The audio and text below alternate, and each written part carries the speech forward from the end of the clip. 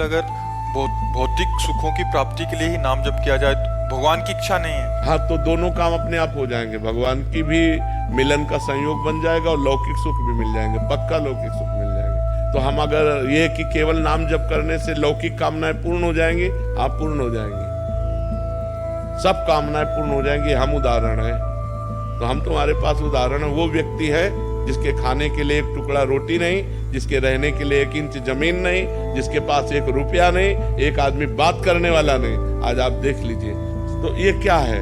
अगर हम भगवान से न जुड़े हो तो हमसे कोई राधे राधे कहे क्या? भगवान का ही तो सारा वैभव है। पूरे परिकर में शासन है, चाहे बच्चा हो चाहे बच्ची हो, बिल्कुल धर्म से चलो, ऐसे किसी से मत कर देना। ऐसे रख देता है तो बाबा जी हैं, भिक्षुक है। अगर ऐसे नहीं करना, जो भगवान दे दे उसी से चलना है। तो भगवान का मुख्य प्रश्न का सूक्ष्मता यह था कि जैसे यमुना स्नान किया, गंगा स्नान किया, परम पवित्र नदियां हैं, तो इनके स्नान मात्र से भी अंतःकरण पवित्र, बिल्कुल पवित्र होगा, बिल्कुल पवित्र होगा, कोई उसमें संशय नहीं। पर आगे पाप ना किया जाए तो अनुभव में आ जाएगा, अगर पाप किया जाएगा तो अनुभव में नहीं आएगा। एक संत थे, तो उन्होंने गंगा जी का महात्म्य पढ़ा। एक गंगा स्नान से 7 यज्ञ होती, 100 यज्ञ का फल मिलता है।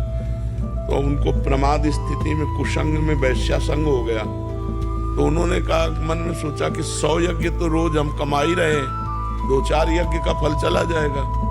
तो जब कोई कहता उनसे कि आप तो बहुत पाप करते हैं, तो अच्छे आदमी होकर वैश्यागमन करते हैं, तो यही उत्तर दे देते कि एक बार गंगा स्नान में 100 यज्ञ का फल होता है, तो 2-4 यज्ञ का फल चला जाएगा, शेष तो बचेगा। तो गंगा जी उनको शुद्ध ज्ञान देने के लिए एक बच्ची के रूप में एक सफेद कपड़े को लेकर गंगा जल में से डुबोती, फिर बालू में फिर गंगा जल में डूब, और वो गंगा स्नान करने वहां गए। तो उन्होंने सोचा बच्ची है, निकल जाए, फिर मैं लंगोटी पे नहाऊं। कहा जा, बार बार गंदा करती है, बार बार धोती है, जब गंदा ही करना है तो धोती क्यों है? तो उस समय कपड़ा गंदा था, क्योंकि ऐसे जल में डुबोया और फिर बालू में ऐसे ऐसे कर दिया। तब कहा, ये प्रश्न तू अपने दिमाग में डाल कि तुझे यदि गंदा ही करना है तो धोने क्यों आता है? अगर धोता है तो गंदा क्यों करता है? जानता है तेरे को नरक की प्राप्ति होगी। क्यों? क्योंकि जानबूझ करके तू मेरा अपमान कर रहा है। गंगा स्नान करता है, वैश्यागमन करता है, वो बराबर होता है। इधर अवगाहन गंगा का, उधर अवगाहन वैश्या का, तू नरक जाएगा, तेरे को पुण्य उन्य कुछ नहीं मिलेगा। तुम लोग के दिमाग में सवाल आया कि नहीं, ये मैं नहीं जानता।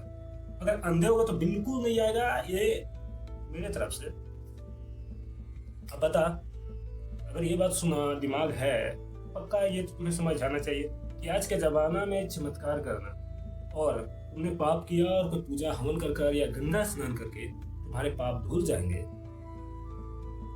उस दुष्कर्म का तुम्हें पाप नहीं भोगना पड़ेगा। तो ये तो भाई सरासर गलत है, ये तो सरासर गलत है। आप जो पाप किए उसके भोगना ही पड़ेगा, यही शिक्षा मिलती है इस वीडियो से। तो अब बताओ, वीरेंद्र के शास्त्री क्या करते?